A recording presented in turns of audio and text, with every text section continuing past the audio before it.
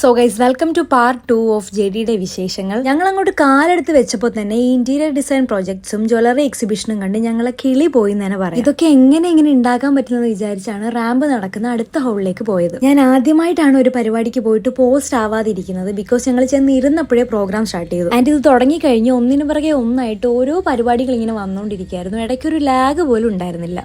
ഇവരാണ് പല ബാച്ചിലുള്ള students. And ഈ പ്രോഗ്രാമിന്റെ ഹൈലൈറ്റും ഇവരാണ്. ബിക്കോസ് ഈ കാണുന്ന ഡ്രസ്സസ് എല്ലാം ഡിസൈൻ ചെയ്തിരിക്കുന്ന ഡിസൈനേഴ്സ് ആണ് ഇവർ. ആദ്യം ഇങ്ങോട്ട് കയറി വന്നപ്പോൾ ഒരു കിളിയാണ് പോയതെങ്കിൽ ഈ പരിപാടി തുടങ്ങി കഴിഞ്ഞപ്പോൾ ഞങ്ങളുടെ സകലമാന കിളികളും പറന്ന് ഈ രാജ്യം വിട്ടാനെ പോയിന്ന് വേണേ പറയാം.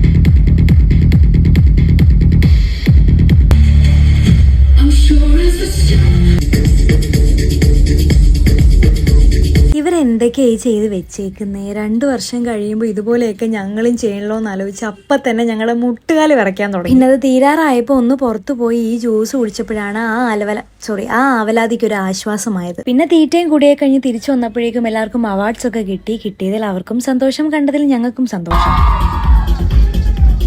അത് കഴിഞ്ഞ് അവരുടെ ഫോട്ടോ എടുക്കലും വേറെ ചില പരിപാടിയൊക്കെ ഉണ്ടായിരുന്നു. പക്ഷെ അതൊന്നും കാണാൻ ഞങ്ങൾ നിന്നില്ല. ബിക്കോസ് ഓൾറെഡി ഞങ്ങൾ നല്ല താമസിച്ചിരുന്നു. ഇനിയും അവിടെ ഷോ കണ്ടുകൊണ്ട് നിന്ന ഹോസ്റ്റലിന് പുറത്ത് പോയി ഇന്ന് ഷോ കാണിക്കേണ്ടി വരുമെന്ന് അറിയുന്നതുകൊണ്ട് ഞങ്ങൾ അപ്പം തന്നെ അവിടുന്ന് പോയി. ഞങ്ങൾക്ക് നല്ല ഐശ്വര്യം ഉള്ളതുകൊണ്ട് ക്യൂൻസ്വയിൽ എത്തിയപ്പോഴേ അടിപൊളി മഴ പെയ്തു. പിന്നെ ആ മഴയത്ത് ഒരു നൂഡിൽസും ഫ്രൈഡ് റൈസും ഒക്കെ കഴിച്ചു. അപ്പോഴേക്കും 1 മണിക്കൂർ മുന്നേ ബുക്ക് ചെയ്ത ഊബർ വന്നു. അങ്ങനെ പാതിരാത്രി ആയപ്പോഴേക്കും അതിൽ കയറി എല്ലാവരും അവരുടെ റൂമിലേക്ക് പോയി. അപ്പോൾ ഈ ദിവസത്തെ വിശേഷങ്ങൾ ഇത്രയൊക്കെയാണ്. പക്ഷെ ദിവസങ്ങൾ ഇനി ഉണ്ടല്ലോ. അപ്പോൾ ആ വിശേഷങ്ങളൊക്കെ അറിയാൻ ഫോളോ ചെയ്യാൻ മറക്കണ്ട. അപ്പോൾ ഓക്കെ, ബൈ.